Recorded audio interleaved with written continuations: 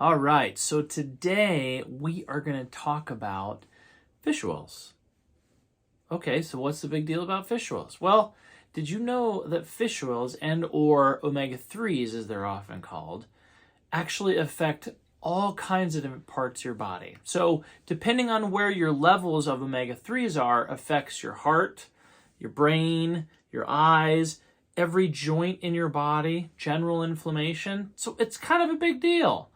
So one of the things that we're going to talk about today is this cool study that I just took here in the office, and it is an omega-3 index. Okay, so if you'll stay to the end, I'll actually share my results.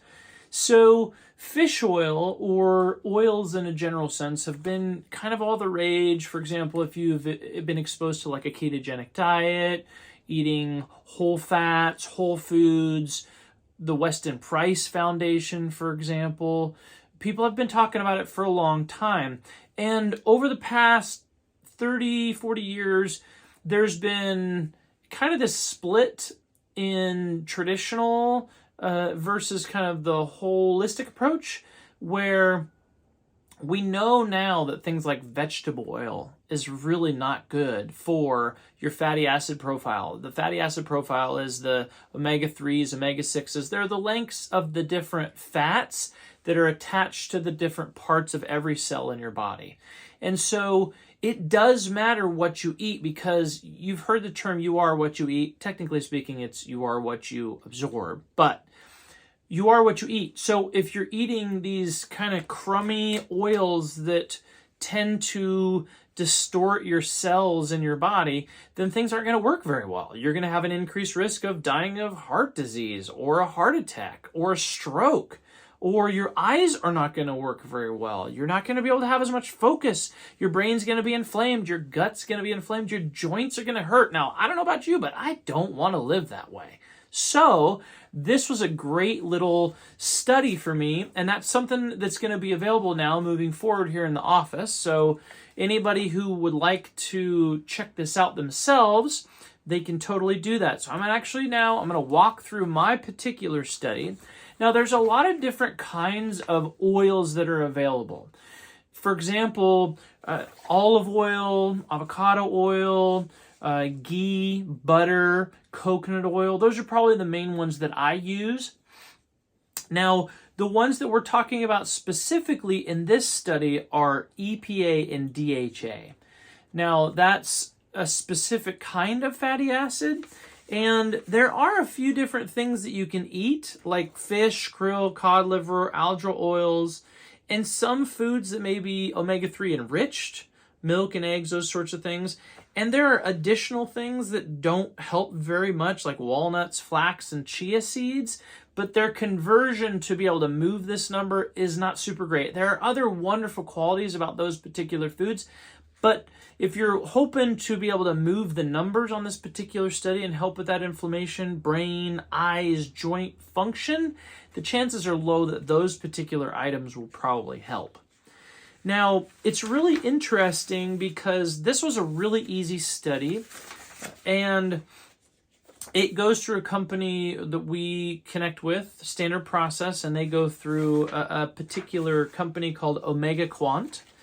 And this study, you can see my results here.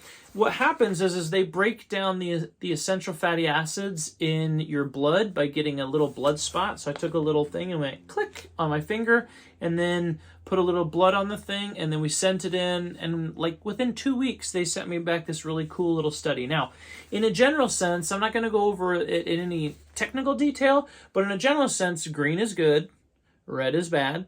And the farther down this scale, for example, on the omega-3 index, the farther or the greater chance you have, for example, in theory, based on science and literature, that you have for stroke, joint pain, eyes not working very well, focus not being very good. So it's interesting because I eat a pretty well-balanced diet. I eat a pretty healthy diet. I avoid processed foods like the plague. I don't eat a lot of the typical foods that would cause a lot of these inflammatory markers or imbalances. So it's going to be interesting for you to watch my scores here. Now you can see I'm already taking, when I started this process, I was already taking a really high quality cod liver oil, about 3 capsules a day. And what you'll see is my levels were kind of in the orange / almost yellow. So my actual number was a 5.33, and what they actually suggest is you be above an 8. Somewhere between an 8 and a 12 is more optimal. So I immediately from this actually tripled the amount of fish oil that I'm taking. So right now I'm currently taking 9 of my cod liver oil every single day. Now, I want to improve my life. I want to live a long, healthy, whole, well life. I want to be focused. I love going to the gym. I love jumping on the trampoline. I love wrestling with my kids. And so these things are important to me. So if that sounds like something that's important to you, it may be something that applies to you. Now, omega-6s, omega-3s, arachidonic acid, EPA levels. So there's some additional pieces of information in here that kind of tell you different calculated sums. In some of these pieces of information are helpful. You can just see that I'm kind of just on the very edge of this yellow point here and kind of on the edge here. So again, there's a lot of indication and a lot of reason for me to kind of bump my numbers up because I want to live a well life. And an optimal health. Now, what you can see here is it's interesting because I don't eat trans fats. I very, very, very rarely eat out at a kind of a low-end restaurant, for example, that you would think that might have trans fats or even processed foods. And even then, it's interesting because I'm right on the edge of the yellow. Now, again, my goal is to be able to move this number, so this has definitely motivated me. But my trans fat index was a 1.02, and you want to be below a 1, between 0 and 1, ideally as low as you can. This is going to come from processed foods and, hypothetically speaking, some actual ruminant animals. So there's some level of controversy in relationship to that. And so it's important to understand, and then at the end they give you a list of different foods. Fish and seafood are kind of the main aspects of this that might help kind of lower that inflammatory piece the fastest. And so this is a really cool test. So I did it once. I'm going hard at it to increase the amount of fish oils that I'm currently taking. Like I said, right now I'm taking 9 a day of my current high quality cod liver oil. Now, something you need to pay attention to is when you take a supplement, you need to know where they're getting their oils from. Is it a fish that is, do they go in and fish appropriately? Is it sustainable?